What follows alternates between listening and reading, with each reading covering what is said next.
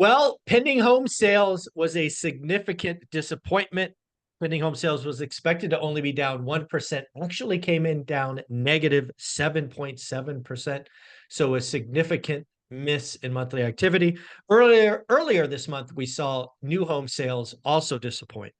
What I want to do in this conversation is I want to have a conversation about residential real estate and commercial real estate. Talk about what may be the same, what may be different.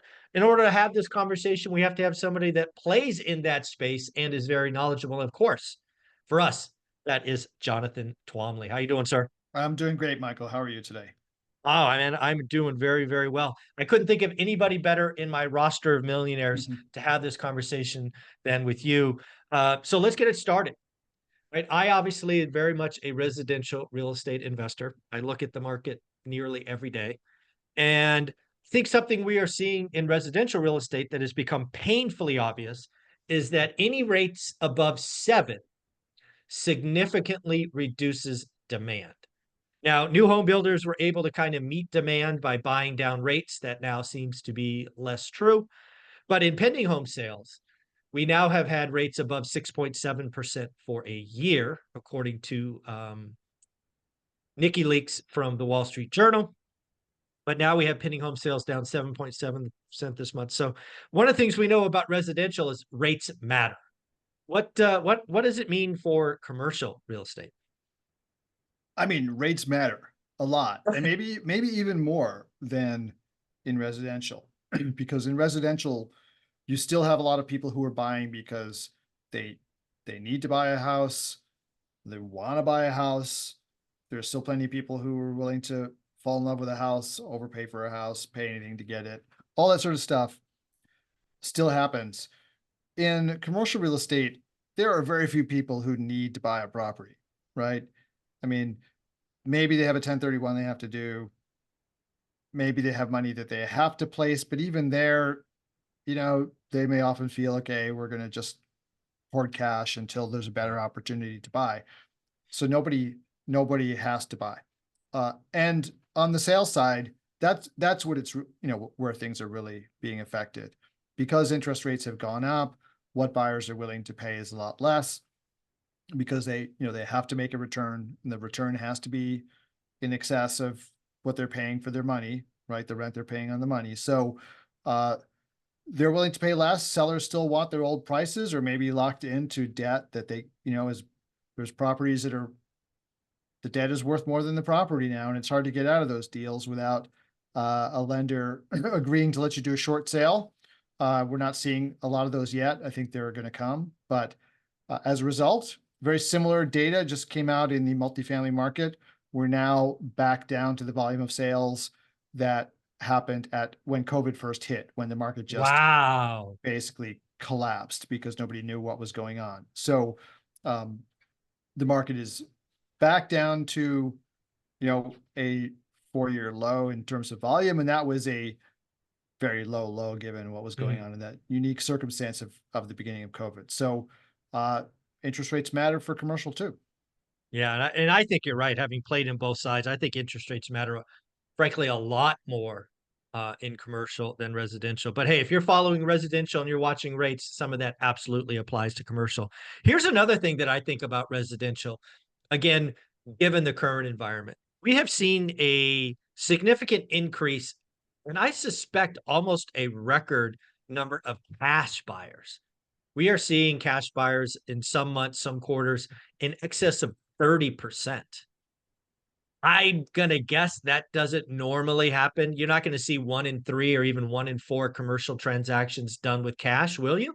No, no, just because of the again, the size of the transactions, there aren't that many people with that much cash. I mean, even big funds don't generally buy for cash, even if they do low leverage.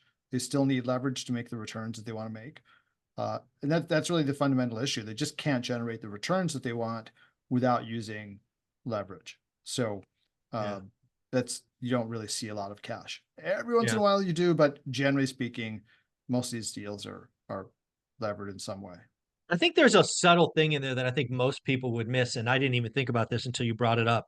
In residential real estate, it is, I'm gonna guess 95% plus of the residential transaction is an individual or a couple purchasing. Now, we have seen over the last couple of years more and more parties, right? Friends buy properties together, but still that is a very small number.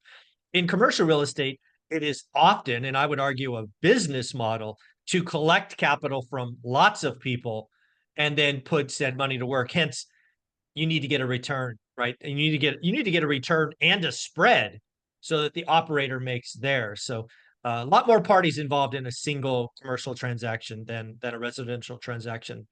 Yeah, I would and say. even if it's not a syndication, like the syndication model, which is what I used, you have that directly where you literally pool people together and you buy a property. But even if it's an insurance company or if it's a private equity fund, they're all pooling money. Ultimately, they're pooling money, even though they stand in that transaction as a single entity with a big checkbook.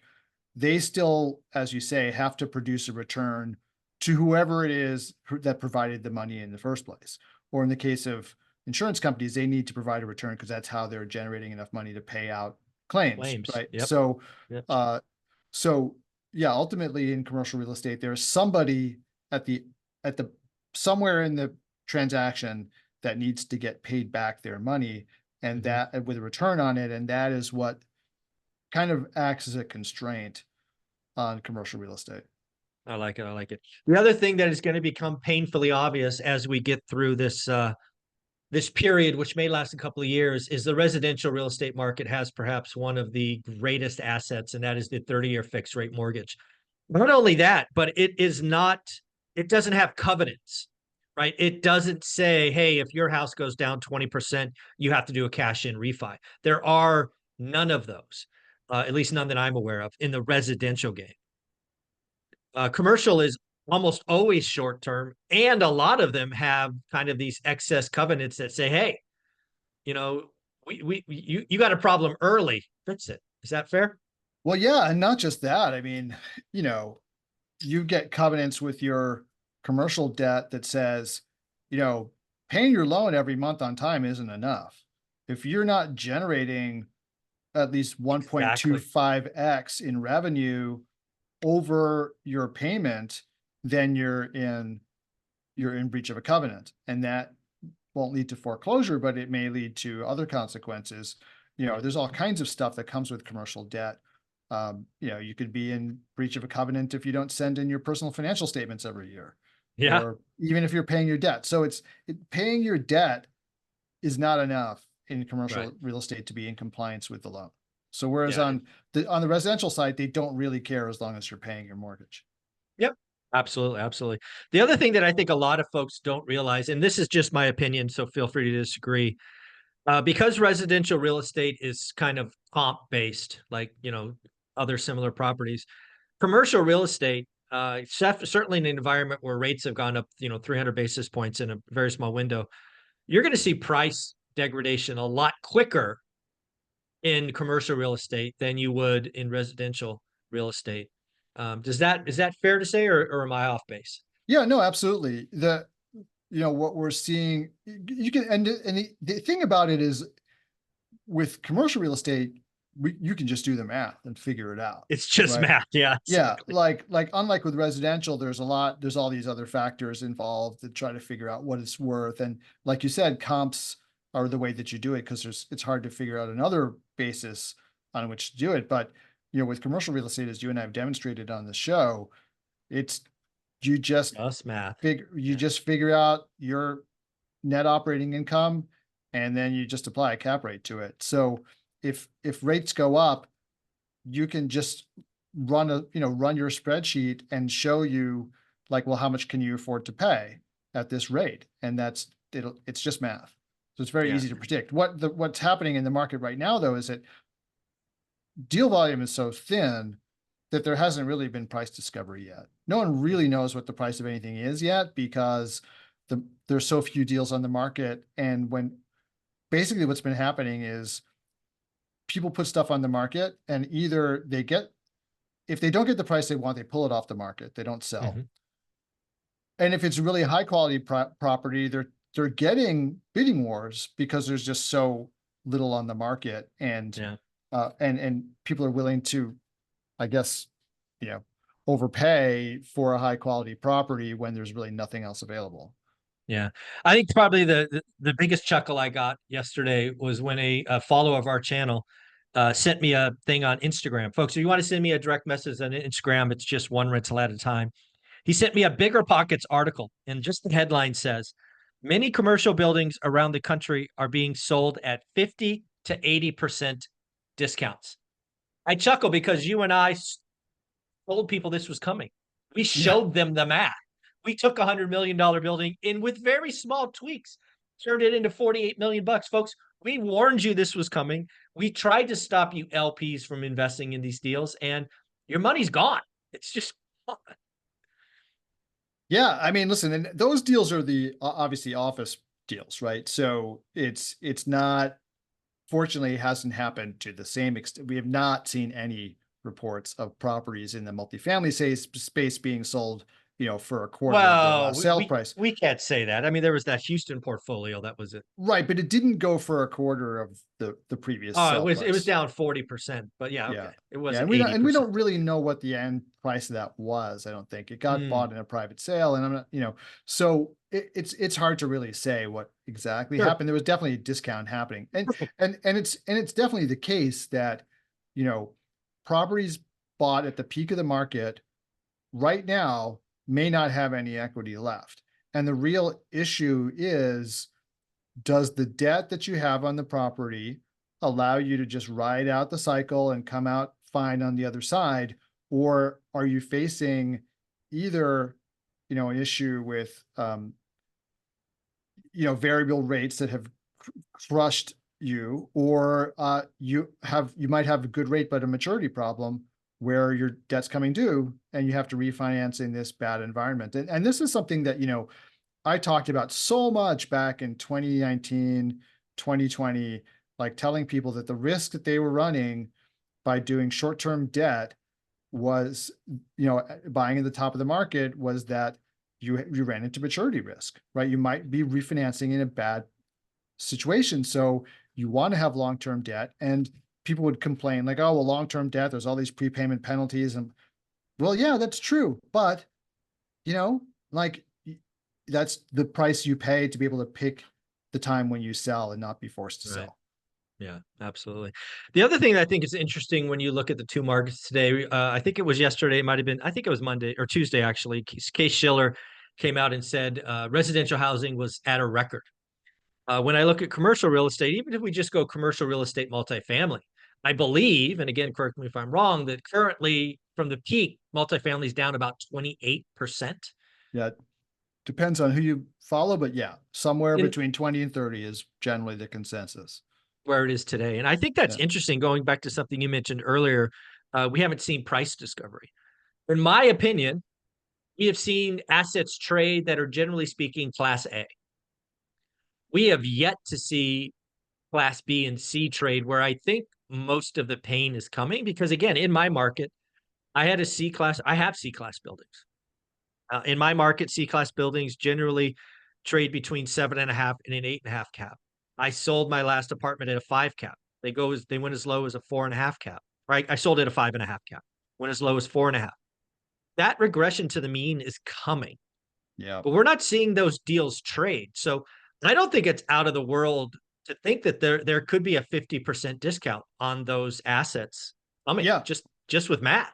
From the peak to the trough. Yes. I mean, if Yes. those deals were trading at 4 caps, that that could be where what people are looking at. If they, the reason that C class deals were trading at such low cap rates is because people were overpaying because they thought they were going to do a value add, Yeah, and that was the sexy thing. Yep. right, and if they pulled it off, right, if they did get their value add done, and they did increase the NOI of the property substantially, then they ought to be able to ride this out. The problem is that so many people so grossly overpaid for the property that once they got into it, they realized that actually executing the value add didn't make sense. What made sense was to do a few apartments to call it a proven value add and sell it to the next guy, right? So, and if you were one of those people where you were really not doing the value add. You were just kind of pretending to do the value Mm. add, and your whole model was like, let's just keep on rolling this log. Those are the people who are getting caught short because they haven't added, maybe they've added the NOI with respect to 20% of the units, but they've only done it with 20% of the units, right? So they haven't increased it across 100% of the units, which is what they really need to do to save them. So that, but they just never anticipated having to do it because their model was, we're going to sell it in 2 years, Right. so. Yeah. One of the things that I actually think is pretty similar, in my opinion, between residential and commercial is what's being built, what's coming online. At least in residential, it does seem to be kind of the luxury, kind of the move up quality stuff. It's the stuff that pencils. We haven't seen really any focus until very recently. I think Lennar's taken a shot at it, but we haven't really seen kind of new affordable product. Now I hear a lot about the Sun Belt. I'm going to guess a lot of that stuff coming online is Class A, but maybe I'm wrong. I mean, it's pretty much always been the case that new apartments are Class A, right? Okay. It has never really made sense to build Class B, right? But the whole property sort of life cycle is that as new Class A, product is added, then the people who want that product move out because there's always a certain segment of the market that wants the best place. They want to be in the nicest apartment. And so they move out of the Class B into the Class A. And then you kind of have this. So the properties, it's called filtering, right? So the Hmm. properties filter down. And so we're seeing this in real time in, in the Sun Belt where a ton of Class A got built. And, the common wisdom, at least on social media, was always, oh, well, Class B and C are safer because they're cheaper. It's a very Mm. simplistic way of looking at things. If there's a bad economy, people will go to Class B and Class C. What's actually happening is the opposite, right? Class A is so overbuilt that they're offering massive concessions and they're pulling all the best tenants from Class B. And the Class B is then turning around and having to do the same, pulling all the top Class C tenants. So B and C are really sucking wind. I mean, Class A is sucking wind too, but everyone thought that B and C were somehow insulated from this because of the rent differential between A and B and C. Turns out that, well, with concessions, you can make that rent differential go away, right? Yeah, So, uh, exactly. and so that we're seeing a lot of that happening in the Sun Belt at the moment. So that oversupply is not just affecting the Class A properties; it's affecting all properties. Yeah. Something that I wrote about in my book, One Rental at a Time, that I never really asked someone like you who has experience on predominantly on the other side. So I'd love to hear if I'm right or off base. Is I think residential real estate cycle and the commercial real estate cycle are different. I think a lot of people conflate them. A lot of people think they're exactly the same, and I don't believe that's true. I believe residential could have a completely different cycle than commercial. But again, what do you think? Was I off base when I wrote that? No, well, I think they can coincide, but they also don't. But they don't have to coincide, right? So I Right. think now they're coinciding because of interest rates, because interest rates affect both of them.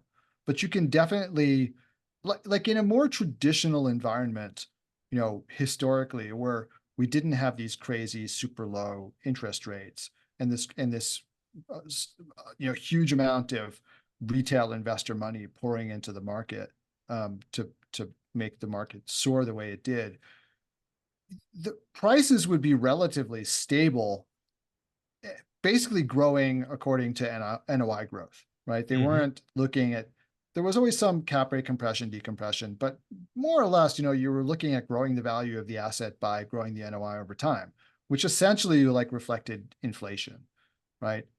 But when rents got better, you'd have more building, and when rents declined, you'd have less building. And that was, so the market cycle was essentially the construction cycle in Right. real estate, right? So when you had population growth and rents went up, then you'd have a boom of construction, and then that would cause rents to decline, and then the construction stops. So that's what followed the cycle, and that could be completely independent of what was going on in the economy generally, which is going to affect the housing market more, right? So you can Mhm. definitely have these markets out of phase. But in Yeah. the last two cycles, the great financial crisis and what's happening right now, both of those were interest rate driven. Mhm. So the collapses, right? So they're in sync because they had the same underlying cause. It wasn't Well, a, let's poke at that, right? As we said earlier, single family homes, at least as last reported, as at a record high, and commercial real estate multifamilies down, let's call it 25%. I would say that's out of phase. well, I guess in that sense, I was thinking about, you could also look at it in terms of volume, right? Yeah, So transactions, yeah, absolutely correct. Yeah, yeah, yeah, transactions. yeah. Yeah, transactions. And again, that's something that I called very early, was right. We've had a depression level event in residential real estate transactions. We're down 40 to 50%, in some markets 60%. That's a depression Oh level. yeah. I mean, same thing in Depression. commercial, right? And so I read someplace, I wish I could find this stat, and maybe you seem to always have all the stats, but Mm. I read someplace that something like 50% of all like mortgage brokers and commercial real estate brokers have left the business because Yeah, there's I, just, I talked to three different yeah, brokers. They both have brought that stat up. Between 50 and 60% have already left the yeah, business. yeah. Correct. Yeah. Because they have no business. There's nothing, they have nothing to do. Nothing to So do. Exactly. Oh, yeah. it's very expensive. Well, Jonathan, I appreciate having this conversation with you. I love the fact that you bring an entirely new perspective to the market. Where should people reach out? Where should they follow you? Where should they say hi? Well, come to LinkedIn, follow me there. I'm very active on LinkedIn, and we can actually have conversation there. And like you offered, that people can DM you on directly on Instagram. You can DM me directly on LinkedIn. However, if you'd like to get on my email list, the quickest way to do that is go to apartmentinvestorsclub.com and grab the free download that we have there. You're awesome, Jonathan. Thank you for coming back each week. Next week, folks, we're going to look at market psychology. That's a presentation I've been looking forward to. So it's a little tease for next Thursday. Thanks, Jonathan. All right. See you, Michael.